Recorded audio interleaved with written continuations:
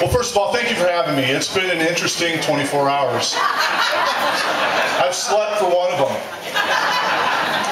Last night, as I often do on the second and fourth Tuesday of the month, I chaired a assembly meeting for the city and borough of Sitka. And we were dealing with some zoning issues. We were dealing with some economic development issues. We came to a place on the agenda, and I decided to take a break. And I started to make my way out of the room, and I heard our public radio announcer at the side of the room starting to read election returns. I looked at him, and I thought, no, I didn't hear what he just said. And I stopped, and I looked over his shoulder. And at that very moment, the universe changed. I got into this race, and there's a little bit of a story behind it, and I'd like to talk a little bit about the tale of two Republican parties and the strong story, the narrative, the ministry of one united Democratic Party. But I started this journey chairing the convention in Sitka. Deborah and Patty called me one day and they said, Scott, we know you're the mayor. We're wondering if you wouldn't mind chairing this convention. I said, sure, that sounds like fun. I'll do it. Well, we had a great 3 days, and the next time we have it down there, we'll charter a plane, because I want everybody in this room to come down. But we had a great few days, and started to build relationships, and got to know Democrats from all over the state. And I'll never forget, we were in candidate training, and Hollis got up and gave his stump speech. And some local electeds or state race folks got up and gave their stump speech. And Harry got up and gave a great stump speech. And I was the guy in the peanut gallery in the back of the room. And the trainer said, okay, wise guy, who are you running against? I said, ma'am, I'm running for mayor of the city of Sitka. Thank you. She said, no, get up here. I said, okay. She asked the room, who's he running against? And somebody said, Lisa Murkowski. I said, all right, I'm running against Lisa Murkowski. I said, where are you running from? Where's your stump speech? And I don't know why this came to me. I said, well, how about the Petroleum Club in Anchorage? So I give my stump speech. Hal Gazaway jumps up and says, I'll pay your registration fees right now if you file for this office. Hal, thank you. Well, I'm not one to be too easily flattered, or at least I try not to be. I thought, well, isn't that great? Why would I want to do something like that?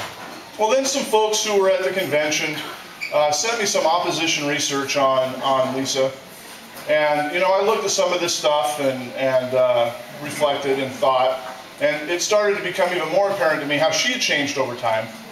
But there was a video that somebody sent me.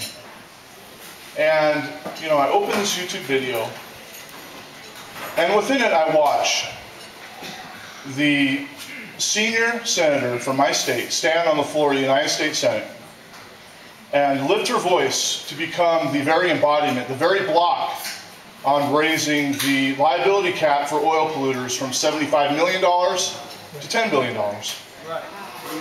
And I look at this, and I think about it. I'm a guy who learned how to read, write, and reason in a town where 85 cents on the dollar comes from commercial fishing.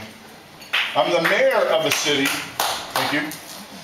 I'm the mayor of a city whose two of their three top sectors are tourism and fishing. And so I looked at this, and I watched this, and I reflected on it. And I started to look at the Gulf and learned that Louisiana alone has $1 billion per annual commercial fishery.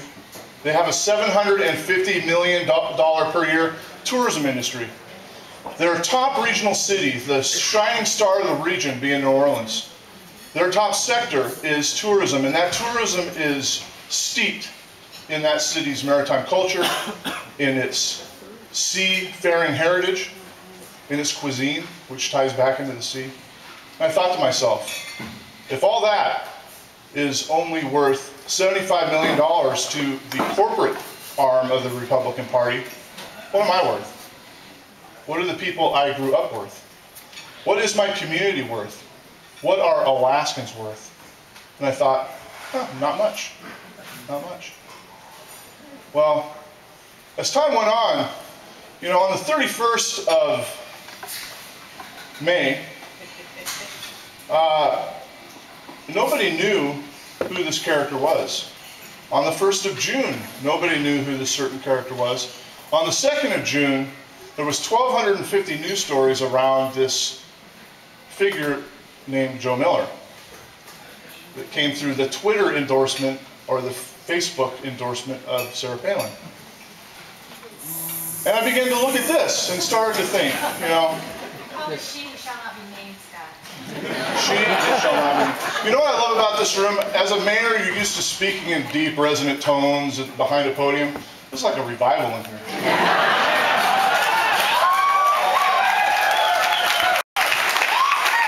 I feel the spirit. But you know, I hear Joe Miller talk. I see Joe Miller aligned behind a Hummer with armed guards march through a family parade in Eagle River.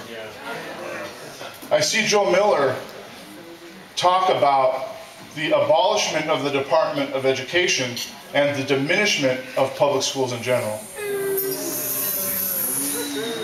But the good news is that we, as Democrats, are for the fair and adequate public education of every kid in this state.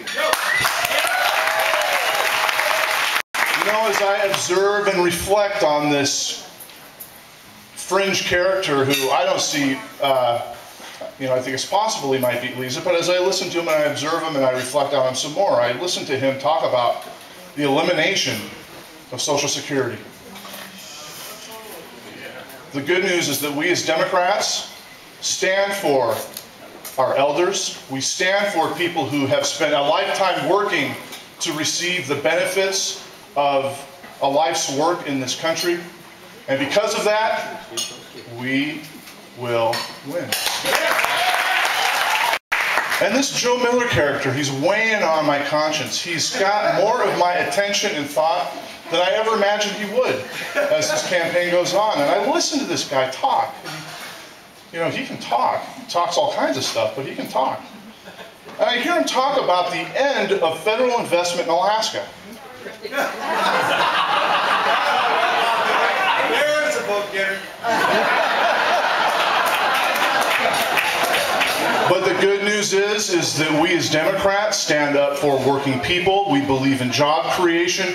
We believe that Alaska as a young state deserves to be developed like every other Western state in the history of the United States was. We understand that Alaska's oil and gas can be brought to market in a responsible way. We understand that Alaska's renewable energy can fuel 150 standalone grids in the state. We know that jobs matter, and because of that, we will win.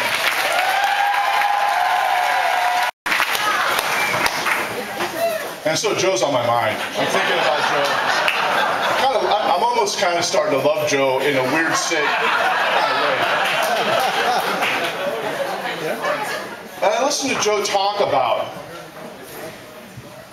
and articulate an extreme reactionary agenda that is narrow in scope, that only sees what's right in front of its face and can't see beyond what's immediate. But you know, as Democrats and as Alaskans, we are a party and we are a state of liberal progressives, of moderate independents. And because of that, we will win. And finally, here I stand, 1 hour sleep in the last 24,